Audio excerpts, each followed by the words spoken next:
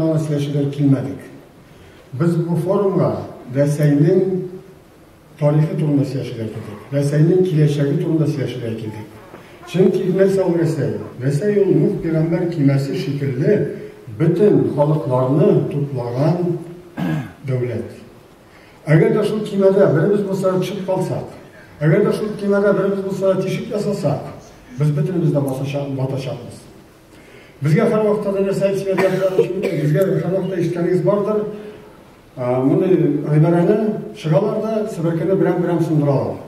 Birini sindiralar, ikkini sindiralar, uchini sindiralar. Shundan bu sibirkini baylab qo'yarlarda, mana biz birga bo'lsak, bizni bir kunda sindira olmaydi deb deydilar.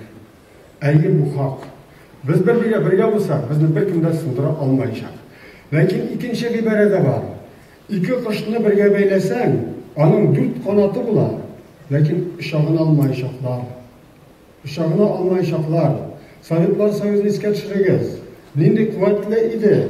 Lekin shu Sibirkaning jibin ish davlat Belarus, Ukraina, Rossiya sudda to'raldida ketdi.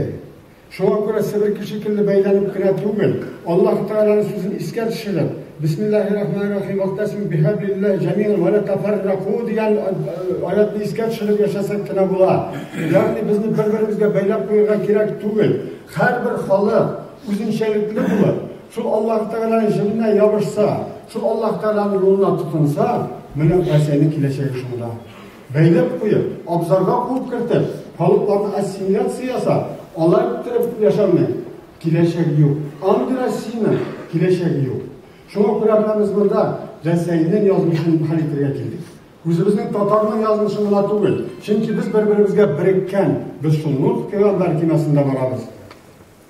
Minna saytasim ki Rossiyaga bizning boyligimiz bor. Tatar xalqining boyligi bor. Asrlardan kelgan adabiyoti bor, davlati bor. Olsin Rossiya shuni. O'qitsinlar maktablarida, mana o'rislarning adabiyotida birgina Tatar yozuvchisining da asari yo'q. Birgina Kavkaz yozuvchisining da asari yo'q, Shurosh yozuvchisining da asari yo'q. Bizning bolalarimiz agarda shuni bilmasa, nindi tolerant ustunda silay bo'ladi. Assimilyatsiya var bugünkünde. Şunu Rossiya onlarga teş, biz şunu anlatırga teş. Biz de xalq, biz Tatar xalqı. Ko'p vaqtda bizning mollalarga aytasim kerak, ko'p vaqtda sizlar yaratamiz, dinde xalqlar yo'q deb.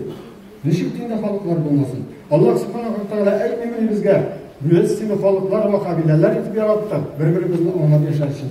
Alloh taolo aytmaymi bizga? Biz sizni xalqlar etib yaratdik.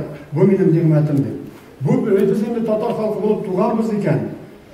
Bu Alloh taolaning ne'matida tug'ilmadi. Biz o'zimizning taqdirimiz bilan rizo tug'ilmadi. Men shu turda o'ylarga kerak.